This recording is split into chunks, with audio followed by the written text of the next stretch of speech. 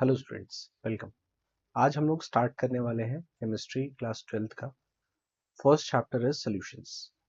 तो लेक्चर 1 है। आज हम लोग इंट्रोडक्शन देखेंगे इस चैप्टर का और उसके साथ बेसिक टर्म्स को भी अंडरस्टैंड करेंगे और अपकमिंग लेक्चर्स में हम लोग फिर इस चैप्टर में आगे की तरफ जाएंगे और डिफरेंट टॉपिक्स को डील करेंगे। तो आइए स्टार्ट करते हैं। सबसे पहले हम लोग समझते हैं कि सॉल्यूशन क्या होता है और इस टर्म का क्या मतलब है। So solution simply means it's a homogeneous mixture. It is a homogeneous mixture of two or more components. Homogeneous का मतलब क्या होगा?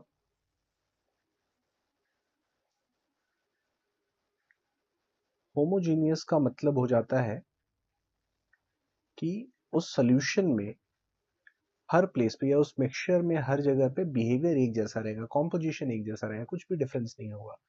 एग्जाम्पल के लिए अगर हमने सॉल्ट वाटर का एग्जाम्पल लिया, तो अगर एक ग्लास में पानी लें और उसमें सॉल्ट मिक्स कर दे और उसको स्टर कर दे और उसके बाद अगर उसको टेस्ट करें, तो जैसा टेस्ट पहले सिप में आया आखिरी सिप तक टेस्ट बिल्कुल वैसा ही रहता है। तो इसको हम लोग सॉल्यूशन बोलेंगे और इसको हम लोग होमोजीनियस मिक्सचर बोल सकते हैं। अगर स्टार्टिंग में टेस्ट अलग होता और लास्ट में टेस्ट अलग हो जाता तो उसको हम लोग हेट्रोजीनियस कहते हैं। तो सॉल्यूशन क्या समझा हमने? Solution is a homogeneous mixture of two or more components. मतलब सॉल्यूशन में कम से कम दो कंपोनेंट्स तो होंगे ही होंगे, बट दो से ज्यादा भी हो सकते हैं।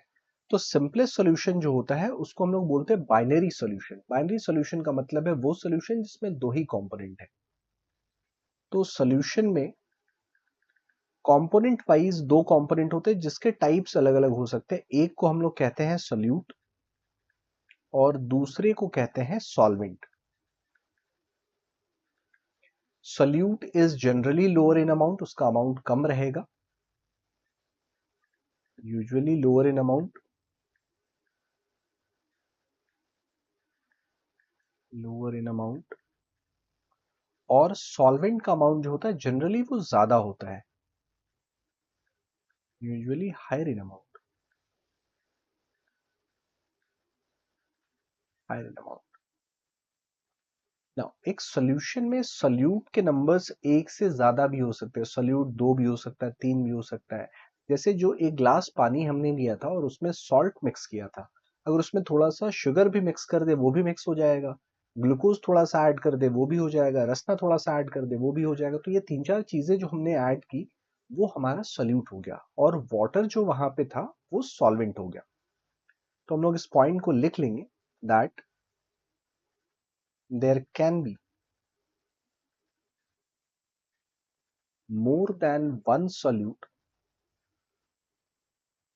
more than one solute present in the solution, present in the solution। तो सॉल्यूशन के अंदर में सॉल्यूट एक से ज्यादा भी हो सकता है, सॉल्वेंट एक ही रहेगा। नाउ सॉल्यूशन का जो फिजिकल स्टेट है वो सॉल्वेंट के ऊपर डिपेंड करता है। सॉल्वेंट का जो फिजिकल स्टेट होता है सॉल्यूशन का फिजिकल स्टेट वैसा ही रहता है। तो इस पॉइंट को भी लिख लेंगे that physical state of solution is same as that of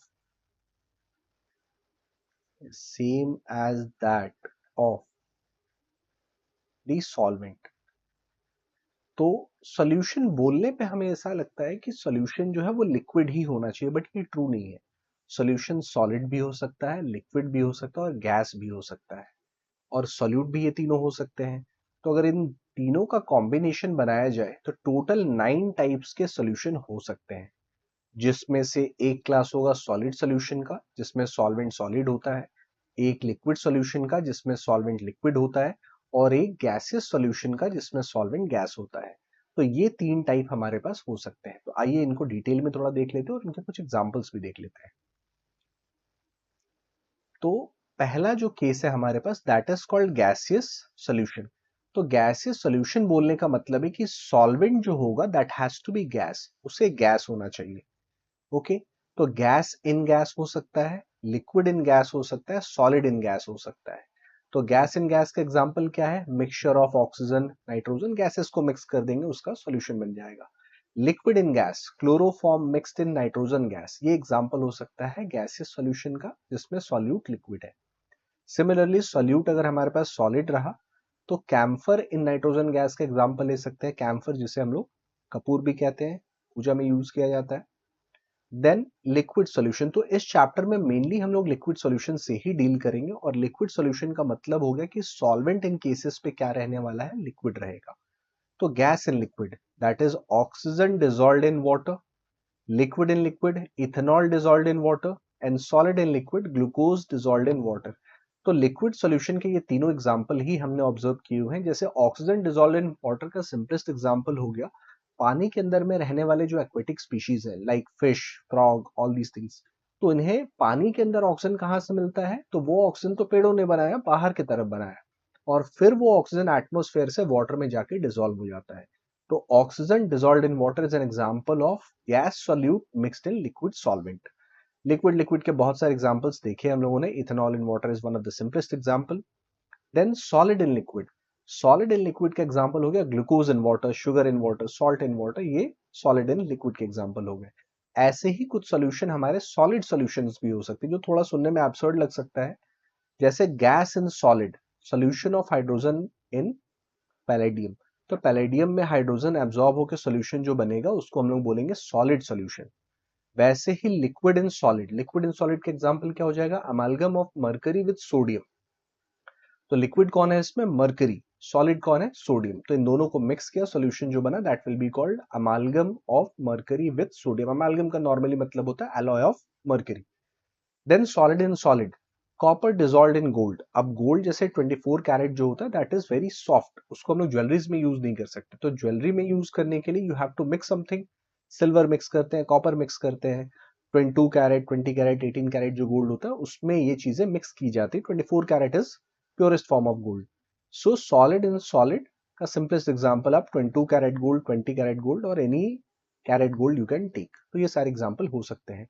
तो क्या समझा हम लोगों ने, सॉल्यूशन के टोटल 9 टाइप्स हो सकते हैं। इस चैप्टर में स्पेशली हम लोग जो पढ़ेंगे दैट इज लिक्विड सॉल्यूशंस, यानी कि हमारा सॉल्वेंट जो होगा वो लिक्विड रहने वाला होगा। एक और चीज हमने पढ़ा कि सॉल्वेंट सॉल्यूट जो है वो 2, 3, 4, 5, 10, 20 ऐसे भी हो सकते हैं, बट हम लोग इस चैप्टर में मोस्टली ट्राई करेंगे कि हमारे सॉल्यूट एक ही रहे। तो बाइनरी सॉल्यूशन से मेनली इस चैप्टर में डील करना है। एक और इंपॉर्टेंट चीज, always remember, note, gas in gas always forms true solution. Gas को गैस में मिक्स करेंगे तो वो हमेशा ट्रू सॉल्यूशन ही बनाएगा। रिमेनिंग जो 8 टाइप्स है उसमें कॉलॉइड या सस्पेंशन बनने के भी चांसेस है। कॉलॉइड क्या होता है, सस्पेंशन क्या होता है, ये आपको चेक करना है प्रिंट पे। तो यहां लिख लेते हैं हम लोग, gas in gas always forms true solution, always forms true solution.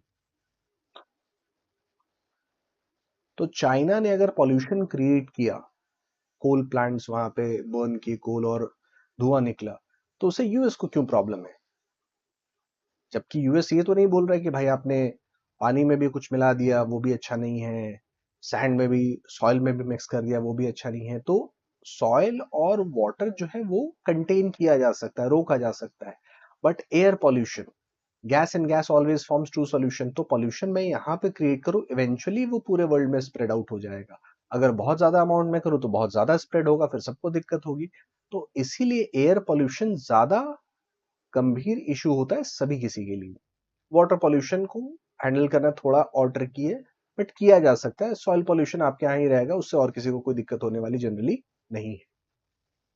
ठीक है, तो सोल्यूशन के टाइप्स क्या होते हैं हमने ये समझ लिए अभी। नेक्स्ट जो हम लोग जाएंगे, हम लोग कॉन्सेंट्रेशन टर्म्स के बारे में समझेंगे। कॉन्सेंट्रेशन टर्म्स क्या है और वो क्या करते हैं, सोल्यूशन के अंदर में क्या रिलेशन है मास का, मोल्स का, वॉल्यूम का, इन सबको रिलेट करके हम लोग सोल्यूशन को अंडरस्टैंड करेंगे। तो नेक्स्ट टॉपिक जो हम लोग समझने वाले हैं that is concentration terms. Concentration terms, तो कॉन्सेंट्रेशन टर्म्स में सॉल्यूट और सॉल्वेंट, इनको अगर आप देखें तो सॉल्यूट के साथ सॉल्वेंट को मिक्स किया और इससे जो फॉर्म होगा उसे हम लोग सॉल्यूशन कह रहे हैं। तो आइडियल केस में क्या होना चाहिए, सोल्यूट का जो मास है, mass plus mass of solvent will equal to mass of solution. Law of conservation of mass true है। वैसे ही volume of solute plus volume of solvent will equal to volume of solution, ये मिल जाएगा हमें। Similarly moles of solute plus moles of solvent plus will be equal to moles of solution. तो इन्हीं तीनों चीजों का रिलेशन हमें कॉन्सेंट्रेशन टर्म्स में मिलता है। कॉन्सेंट्रेशन टर्म हमें सारा इंफॉर्मेशन कि कितना सोल्यूट कितना सॉल्वेंट मिक्स करने से कितना कैसा टेस्ट आएगा, क्या अमाउंट बनेगा, वो सारा इंफॉर्मेशन वो हमें बता देता है। जैसे आपने कोई एक फॉर्मूला क्रिएट किया लैब में, और लैब में जो फॉर्मूला बनाया, फॉर एग्जांपल बेवरेज बना रहे हैं, और आपने ये बोला कि भाई हम 100 ml वाटर लेंगे, 1 चम्मच चीनी डाल दी, थोड़ा सा फ्लेवरिंग एजेंट 1 ग्राम डाल दिया, और उससे एक बहुत अच्छा टेस्ट आया। अब इसको तुम 100 लीटर में बना दो। तो सामने वाले के पास इंफॉर्मेशन जो जाएगा, वो पहले इस इंफॉर्मेशन को लेके स्केल अप करेगा 100 लीटर के लिए। फिर कोई और आया, उसे 110 लीटर चाहिए, फिर किसी को आया 120 लीटर चाहिए। तो ये बार बार क्या होगा, कैलकुलेशंस करने पड़ेंगे, बहुत ट्रिकी हो जाएगा, हर बार वैल्यूज निकालो। तो इस वास्ट इंफॉर्मेशन की कि कोई भी अमाउंट बनाना हो, अगर कोई बता दे कि ये कॉन्सेंट्रेशन टर्म है और ये दुनिया के किसी भी अमाउंट प्रिपेयर करने के लिए इसको यूज किया जा सकता है, तो बहुत इजी हो जाएगा हमारे लिए। तो कॉन्सेंट्रेशन टर्म वही चीज है कि वो सारे इंफॉर्मेशन को एक छोटे से टर्म में होल्ड कर लेता है। तो कॉन्सेंट्रेशन के टर्म्स जो हम लोग बेसिकली यहां समझने वाले हैं, वो रहेंगे mass percentage,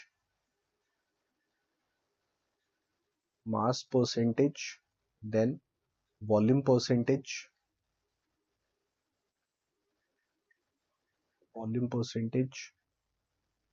then mass by volume percentage,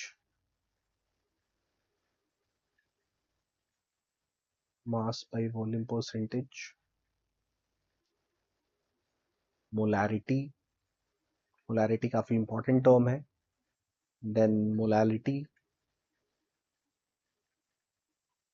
next हम लोग समझेंगे मोल फ्रैक्शन,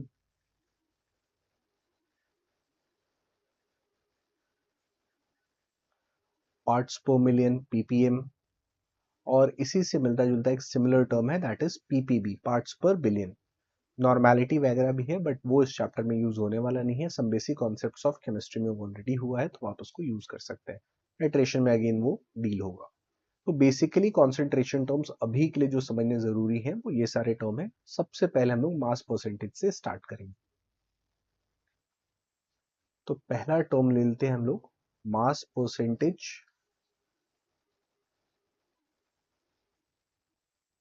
या फिर इसको बोल सकते हैं mass by mass percentage, mass by mass percentage, W upon W। तो इसका फॉर्मूला क्या होगा, मास percentage of a component is equal to mass of the component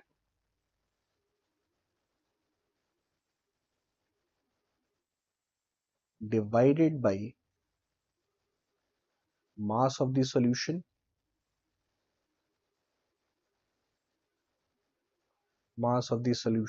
into 100। ध्यान रखना है कि कंपोनेंट का जो मास, कंपोनेंट हमारा सोल्यूट भी हो सकता है, सॉल्वेंट भी हो सकता है, दोनों के लिए मास परसेंटेज हम लोग ऑब्टेन कर सकते हैं। मास जो लेंगे उसका यूनिट सेम रखना है, यूनिट हमें चेंज नहीं करना है। So will note down, note unit of mass in both numerator and denominator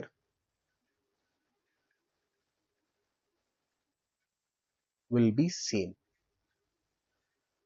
ये दोनों अलग नहीं होने चाहिए, ये दोनों हमें सेम रखना है। यूनिट ऑफ मास न्यूमरेटर में जो होगा वही डिनोमिनेटर में भी रखना, फिक्स नहीं है। आप ग्राम भी ले सकते हैं, केजी भी ले सकते हैं, पाउंड भी ले सकते हैं, बट जो भी ले रहे हैं वो दोनों सेम लेने हैं। सोल्यूशन का मास कैसे मिलेगा, तो mass of solute plus mass of solvent दोनों को ऐड कर देंगे तो हमें सोल्यूशन का मास उससे मिल जाएगा। तो आइए इसके ऊपर एक हम लोग क्वेश्चन ट्राई करके देखते हैं। एक क्वेश्चन यहाँ पे हमारे पास, what will be the mass percentage of solution form by mixing 20 gram of H2SO4 and 80 gram of water. तो मास परसेंटेज ऑफ सोल्यूशन, या फिर सिंपली यहाँ पे मास परसेंटेज ऑफ H2SO4 बोल लेते हैं। अगर कुछ नहीं दिया है, सोल्यूशन पूछा है, तो सोल्यूट का निकाल लेंगे, और स्पेसिफिक कंपोनेंट दिया है तो हम लोग उस स्पेसिफिक कंपोनेंट का निकाल लेंगे। तो क्वेश्चन अगर पूछ रहा है कि मास परसेंटेज ऑफ H2SO4 क्या होगा, सोल्यूशन यहाँ एम्बिगुअस हो जाता है, तो उसको हटा के H2SO4 निकालते हैं। So mass percentage of H2SO4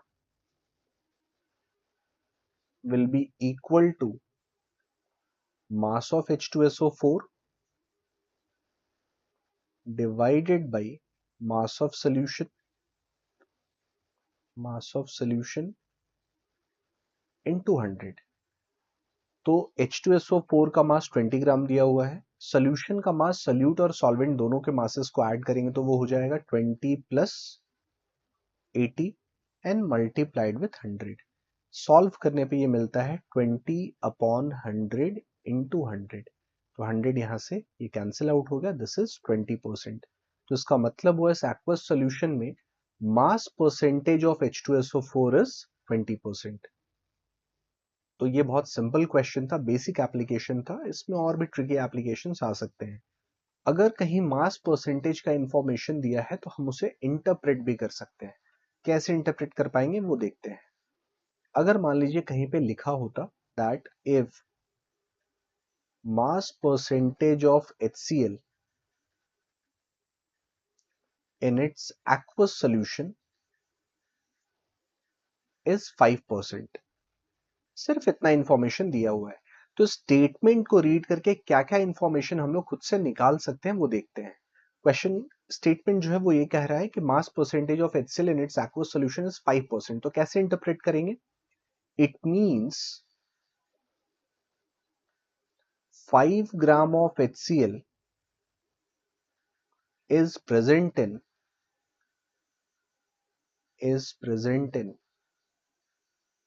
each 100 gram of solution.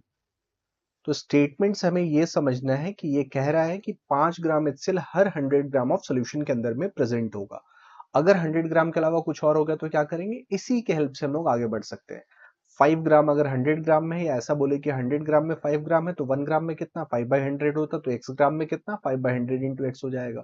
तो किसी भी अमाउंट के लिए निकाल सकते हैं। तो हर 100 ग्राम ऑफ सोल्यूशन में 5 ग्राम HCl होगा। तो सॉल्वेंट का मास कितना है इसमें? एक्वस सॉल्यूशन था तो सॉल्वेंट यहाँ पे H2O होता, that will be equal to 100 minus 5, that is 95 gram. तो 100 ग्राम सॉल्यूशन का अगर लिया तो 95 ग्राम वाटर और 5 ग्राम HCl होगा। तो ये इंफॉर्मेशन मिल गया, इससे मोल्स निकाल सकते हैं, डेंसिटी रहा तो वॉल्यूम निकाल सकते हैं, बाकी और चीजें भी ऑब्टेन की जा सकती हैं। तो ये इंटरप्रिटेशन हमेशा ध्यान रखना, कॉन्सेंट्रेशन टर्म में इंटरप्रिटेशन बहुत इंपॉर्टेंट है, बहुत हेल्पफुल होगा। ओके, आइए दूसरे टर्म की तरफ चलते हैं। दूसरा टर्म हमारा है वॉल्यूम परसेंटेज। वॉल्यूम परसेंटेज और वॉल्यूम बाय वॉल्यूम परसेंटेज।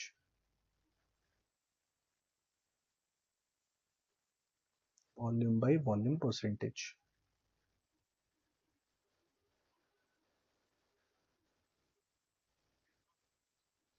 तो वॉल्यूम परसेंटेज का जो फॉर्मूला है that is volume percentage of a component, normally solute के लिए ही लेंगे हम लोग, component is equal to volume of component divided by volume of solution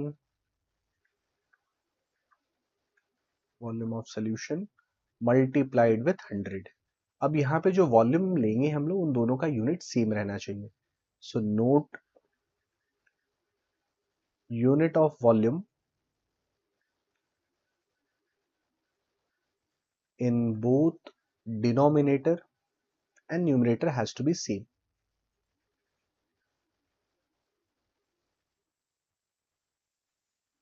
and numerator has to be same।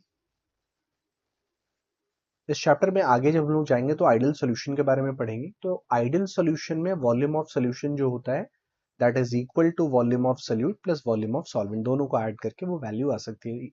तो अगर हम लोग बोल रहे हैं आइडियल में ऐसा हो रहा है, मतलब कुछ केसेस ऐसे भी होंगे जहाँ पे वॉल्यूम थोड़ा कम ज्यादा भी हो सकता है, तो वो केसेस हम लोग आगे अंडरस्टैंड करने वाले हैं। अभी के लिए अगर दोनों के वॉल्यूम्स प्रेजेंट है हमारे पास, सल्यूट का वॉल्यूम दिया, सोल्यूशन का वॉल्यूम दिया, तो उन दोनों को ऐड करते हैं।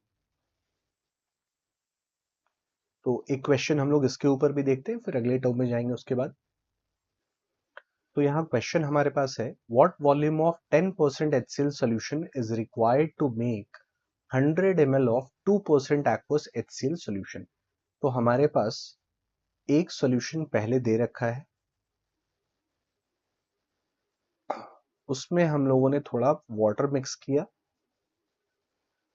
और उससे एक न्यू सॉल्यूशन क्रिएट हो जाएगा।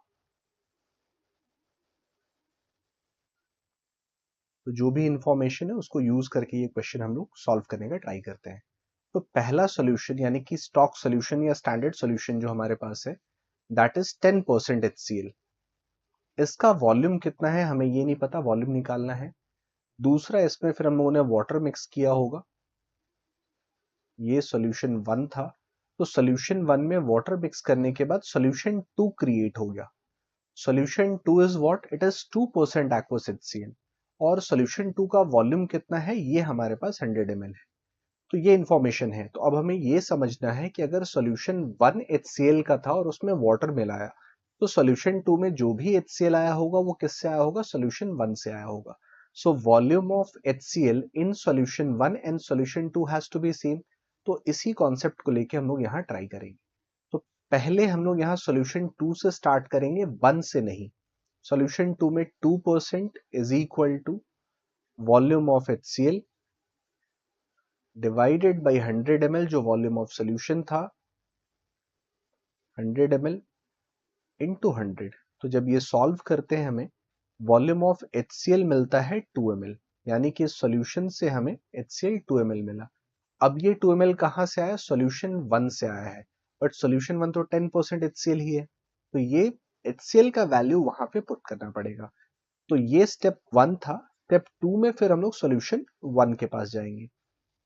So 10% is equal to volume of HCl, which is 2 ml divided by volume of solution into 100। तो अब जब इसको सॉल्व करते हैं, volume of solution is equal to 2/10 into 100। Simplify करने पे ये मिलता है हमें 20 ml। तो सॉल्यूशन 1 का 20 ml और सॉल्यूशन 2 100 ml, तो डिफरेंस कितने का आया, 80 ml का। तो वाटर जो बीच में हम लोगों ने ऐड किया वो कितना है, दैट इज 80 ml।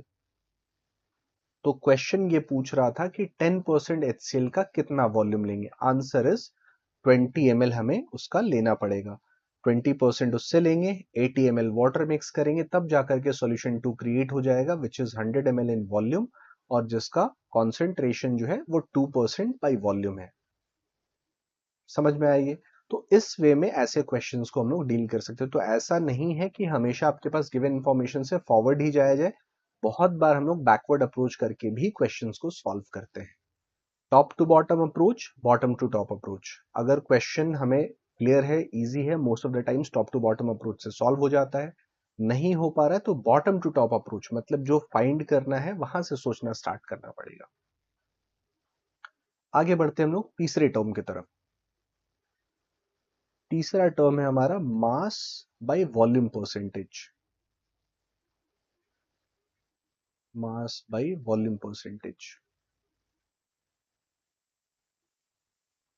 इसको हम W अपॉन V भी कह सकते हैं। तो मास अपॉन मास को W upon W, volume by volume को V upon V, and mass by volume percentage को W upon V। So mass by volume percentage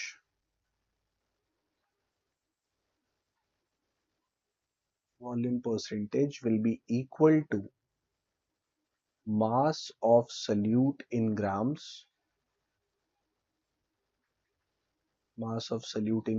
divided by volume of solution in ml multiplied with 100। तो unit यहाँ पे specify कर दिया कि unit solute का जो मास है वो ग्राम में होना चाहिए, सोल्यूशन का वॉल्यूम जो है वो ml में होना चाहिए।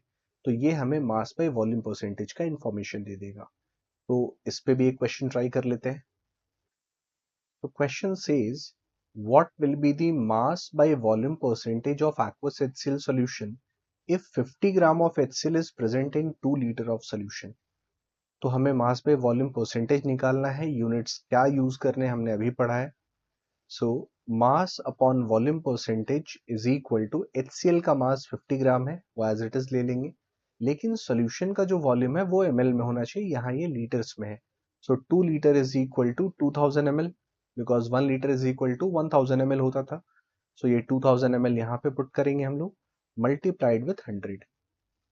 जीरो कैंसिल आउट हो जाएगा, ये भी कैंसिल आउट हो गया, that would be equal to 2.5%। तो mass by volume percentage of aqueous HCl solution जिसमें 50 gram of HCl 2 litre of solution में प्रेजेंट है विल बी इक्वल टू 2.5%। तो इस वे में इस क्वेश्चन को हम लोग सॉल्व कर सकते हैं। इंटरप्रिटेशन अगर इसका भी होता तो वो भी देख लेते हैं इंटरप्रेट कैसे करना है। If mass by volume percentage of aqueous glucose solution,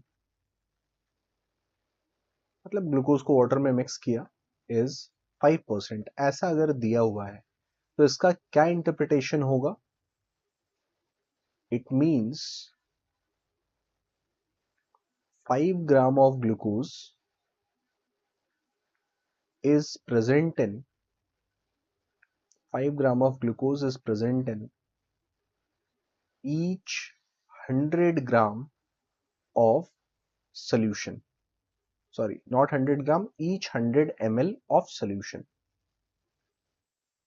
तो 100 ml अगर सोल्यूशन का लिया हम लोगों ने तो उसमें 5 ग्राम ऑफ ग्लूकोज प्रेजेंट होगा। अगर इसके साथ डेंसिटी का इंफॉर्मेशन होता, सोल्यूशन की डेंसिटी दी होती, तो हम लोग उसके हेल्प से सोल्यूशन का मास भी निकाल पाते। सोल्यूशन का मास मिल गया, सोल्यूट का मास है तो हम लोग सॉल्वेंट का मास भी निकाल पाते। ये सारे इन्फॉर्मेशन भी वहां पे ऑब्टेन कर सकते हैं, बट तब तक हमें सारे टर्म्स को अच्छे से अंडरस्टैंड करना है, क्या इन्फॉर्मेशन है और क्या क्या निकालना है। अब इसमें दो इंपॉर्टेंट केसेस आते हैं, आगे के टर्म्स पढ़े हम लोग, उसके पहले इन दो को अंडरस्टैंड कर लेते हैं। एक टर्म हमें मिलेगा डाइल्यूशन। तो डाइल्यूशन का मतलब क्या होता है, सॉल्यूशन को डाइल्यूट करने का मतलब क्या होता है, addition of solvent, addition of solvent to an existing solution, to an existing solution is called dilution. तो किसी भी सॉल्यूशन में अगर हम लोगों ने सॉल्वेंट को मिक्स किया तो उस प्रोसेस को डाइल्यूशन कहेंगे, और हम लोग कहेंगे कि सॉल्यूशन को डाइल्यूट कर दिया है। डाइल्यूट करने से कॉन्सेंट्रेशन पहले जो था वो हमेशा कम होगा, ज्यादा नहीं होगा, उतना नहीं रहेगा, हमेशा कम होगा। तो क्या याद रखना है, naught upon dilution concentration always decreases, concentration always decreases. For example आपने एक चीनी की शरबत बनाई और वो ज्यादा मीठा हो गया, तो अब सामने वाला इंसान जो है वो बोल रहा है भाई बहुत मीठा हो गया, मैं नहीं पी पाऊंगा। आप क्या करोगे, फेंक दोगे उसको? क्यों फेंकेंगे, थोड़ा पानी मिला देते हैं, मिठास जो है वो थोड़ी कम हो जाएगी। तो हमने चीनी तो नहीं निकाला, निकाल भी नहीं सकते थे, लेकिन हमने पानी मिला दिया। तो पानी मिलाने से क्या हुआ, कॉन्सेंट्रेशन कम हो गया, अब उतना ही चीनी वो ज्यादा वॉल्यूम में है, इसलिए वो कम मीठा लग रहा है। तो this is what we call dilution, practical application है। तो ऐसा ही एक और टर्म होगा मिक्सिंग, कि जिसमें दो डिफरेंट सॉल्यूशन थे और उसको हम लोगों ने मिक्स कर दिया। जैसे दो ग्लास लिए 100 ml का, एक में 1 चम्मच चीनी मिक्स कर दी, दूसरे में 2 चम्मच मिक्स कर दी, तो एक कम मीठा लग रहा है और एक ज्यादा मीठा लग रहा है।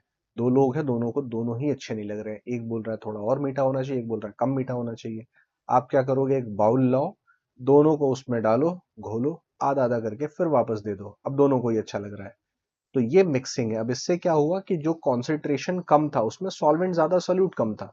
कॉन्सेंट्रेशन जिसका ज्यादा है उसमें सोल्यूट का अमाउंट ज्यादा था। मिक्स होने के बाद ये इक्वल इक्वल हो जाएंगे, और जो कॉन्सेंट्रेशन होगा वो कम वाले का थोड़ा बढ़ गया और जो ज्यादा था वो थोड़ा कम हो गया, मतलब उन दोनों के बीच में आंसर आएगा। तो इसमें हम लोग कह सकते हैं when two solutions are mixed, लेकिन ये सिमिलर टाइप ऑफ सॉल्यूशंस के लिए ही अप्लाई करेंगे। When two solutions of same type but different concentration are mixed, then concentration of resulting solution will be in between the two concentration। कहने का मतलब है कि अगर एक सॉल्यूशन 10% बाई मास था, दूसरा सॉल्यूशन 5% बाई मास था, और उन दोनों को हम लोगों ने मिक्स किया, तो जो सॉल्यूशन बनेगा वो 5 और 10 के बीच में होगा। 5 से कम नहीं हो सकता है, 10 से ज्यादा नहीं हो सकता है, 5 और 10 के इक्वल भी नहीं होगा, 5 और 10 के बीच में मिलेगा। तो रेंज क्या है ये पता चल गया, बट एग्जैक्ट वैल्यू क्या होगी, for that we have to solve the question. तो बहुत बार इससे क्या होता है कि हम लोग ऑप्शंस को एलिमिनेट भी कर पाते हैं, फिर जो ऑप्शन है उससे डील करना थोड़ा कंपैरेटिवली इजियर हो जाता है, और अगर ऐसा एक ही ऑप्शन है तो आंसर वहीं पे मिल जाएगा। तो ऐसे क्वेश्चंस भी हम लोग अपकमिंग क्लासेस में करने वाले हैं।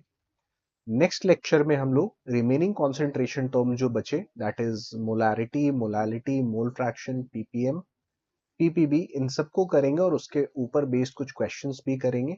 तब तक आप लोग अपने एंड पे सॉल्यूशन के क्या टाइप्स हो सकते हैं वो पढ़ लो, सॉल्यूट सॉल्वेंट क्या हो सकता है उसको रिवाइज कर लो, और 3 कॉन्सेंट्रेशन टर्म जो हमने किए हैं इसको पढ़ के इस पे कुछ क्वेश्चंस प्रैक्टिस कर सकते हैं। मिलते हैं फिर नेक्स्ट लेक्चर में।